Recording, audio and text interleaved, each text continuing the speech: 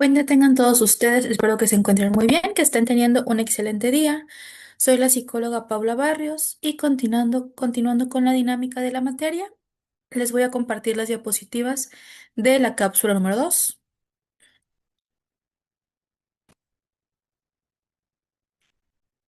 ¿Ok?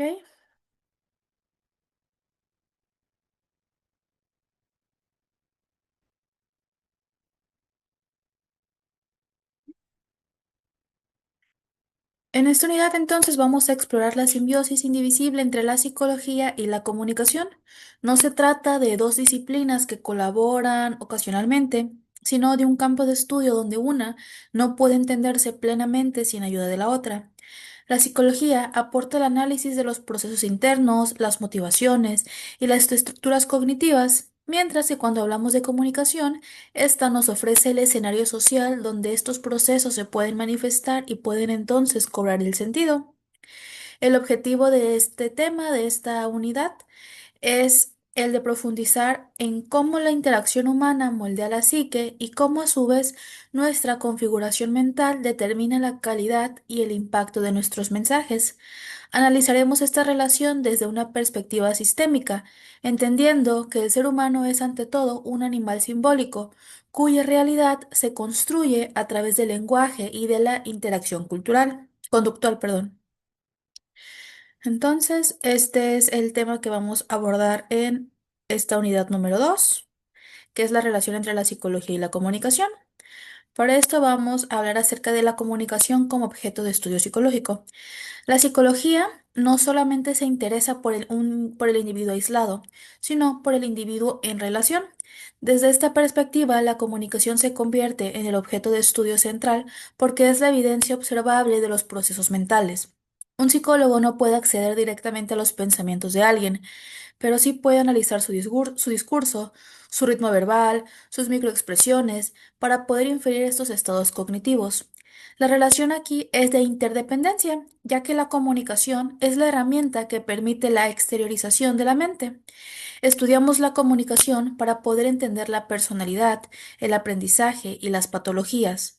Cuando un individuo se comunica, éste está proyectando su estructura de valor, sus miedos y sus deseos. Por tanto, para la psicología, el acto comunicativo es esta ventana científica hacia la subjetividad humana, permitiendo entonces un análisis empírico de lo que tradicionalmente se consideraba intangible. En cuanto al enfoque psicosocial, la relación entre estas disciplinas se consolida en la psicología social. Aquí la comunicación es el pegamento que mantiene unidas a las estructuras sociales. No solamente transmitimos datos, sino que buscamos negociar significados y posiciones de poder. La psicología aporta la comprensión de fenómenos como la conformidad, el liderazgo y la entidad grupal, los cuales se ejecutan exclusivamente a través de canales comunicativos. Un mensaje no tiene el mismo impacto psicológico si viene de un líder de opinión que si viene de un extraño. Y esto se debe a que nuestra mente procesa la fuente del mensaje según categorías sociales preestablecidas. La comunicación entonces funciona como mecanismo de influencia social por excelencia, permitiendo que las normas del grupo sean internalizadas por el individuo a través de un proceso constante de persuasión, de feedback y de modelamiento conductual. La cognición social y el procesamiento de la información. La psicología cognitiva ha revolucionado la comunicación al introducir el concepto de esquemas mentales. La relación en este punto es técnica. La comunicación se encarga de enviar datos, pero la psicología explica cómo estos datos son categorizados. Cuando recibimos un mensaje, no lo procesamos de forma neutral, sino que nuestra mente busca estos anclajes en experiencias previas para poder darle sentido, para poder relacionar un aprendizaje con otro, para que se quede ahora sí, pues pegado, se encuentre codificado. Si los esquemas mentales del emisor y el receptor son muy diferentes, la comunicación fallará, no por un problema de lenguaje, sino por la disonancia cognitiva. La psicología de la comunicación estudia estos fallos de acoplamiento cognitivo, analizando cómo los prejuicios y los estereotipos actúan como estos filtros que distorsionan la realidad del mensaje antes de que llegue a la conciencia racional del sujeto. Uno de los puntos de unión más fuerte entre ambas disciplinas es la teoría de comunicación humana en la Escuela de Palo Alto. Bajo este enfoque, la comunicación se ve como un sistema abierto, donde cada parte influye en la otra. El concepto de retroalimentación o feedback es puramente psicológico. Es la respuesta del entorno que modifica la conducta del sujeto. Aquí se postula que la comunicación tiene dos niveles. Primero se encuentra el contenido, que es lo que se dice, y la relación de cómo debe entenderse lo que se dice. La psicología se centra en este segundo nivel, el racional, que define el tipo de vínculo, ya sea simétrico o complementario, entre los comunicantes. Esta visión sistémica explica por qué en una relación de pareja o de trabajo, el que se dice suele ser menos importante que el cómo es que se comunica, demostrando que la estructura psicológica del vínculo prima sobre la información lingüística. Motivación y metas comunicativas. ¿Por qué nos comunicamos? La psicología de la motivación responde a esta pregunta fundamental. La comunicación no es un fin en sí mismo, sino es un medio para satisfacer necesidades biológicas y psicológicas. Desde la necesidad de afiliación de Maslow hasta la búsqueda de aprobación social, cada acto comunicativo tiene una intención subyacente. La relación aquí es la teleológica. La mente establece una meta y utiliza la comunicación como la herramienta estratégica para alcanzarla. Entonces, la psicología analiza si el individuo comunica para buscar seguridad, para ejercer poder o para encontrar empatía. Comprender la motivación detrás del mensaje permite al analista prever de comportamientos y entender por qué algunas personas son comunicadores evitativos, mientras que otros son hipercomunicadores. La comunicación es, en última instancia, la conducta motor impulsada por el motor de la motivación interna. ¿Cuál es el papel del aprendizaje en la competencia comunicativa? La psicología del aprendizaje explica cómo adquirimos nuestras habilidades para interactuar. Es decir, no nacemos sabiendo comunicar de forma efectiva. Lo aprendemos mediante el condicionamiento y el aprendizaje observacional que nos explica Albert Bandura. Si durante la infancia un niño es recompensado por expresar sus emociones, entonces va a desarrollar una psicología comunicativa abierta. Pero, ¿qué pasa en un caso contrario, donde este mismo niño es castigado o ignorado cuando quiere expresar sus emociones? Pues puede desarrollar bloqueos o conductas comunicativas pasivo-agresivas. La relación en este punto es evolutiva. La comunicación es una conducta aprendida que refleja nuestra historia de refuerzos psicológicos. El concepto de competencia comunicativa no se refiere solo al vocabulario, sino se refiere a la capacidad psicológica de adaptar el mensaje al contexto, lo cual requiere de una madurez cognitiva y emocional que se desarrolla a lo largo del ciclo vital humano. La emoción como mensaje. La psicología de la emoción sostiene que el afecto es la forma más antigua de comunicación. Antes del lenguaje existía el grito, la sonrisa, el llanto.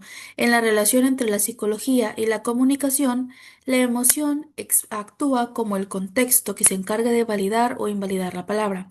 Las neurociencias muestran que el cerebro procesa primero el tono emocional del mensaje a través de la amígdala antes que del área de Wernicke, que este procesa el significado semántico. Esto explica por qué el contagio emocional es tan importante en la comunicación de masas o en los discursos políticos. Entonces, un comunicador que logra conectar con la psicología emocional de su audiencia tendrá éxito, aunque su argumento lógico sea débil. La psicología entonces aporta aquí el estudio de la empatía afectiva. Esta es la capacidad comunicativa de resonar en el estado interno de otro sin necesidad de que haya palabras. La construcción de la identidad. Nuestra identidad psicológica se construye y se mantiene a través de la comunicación. Charles Cooley hablaba del yo espejo, la idea de que nos vemos a nosotros mismos tal como percibimos a los demás, tal y como percibimos que los demás nos ven a través de su comunicación hacia nosotros. Aquí la comunicación es la herramienta constructora del autoconcepto.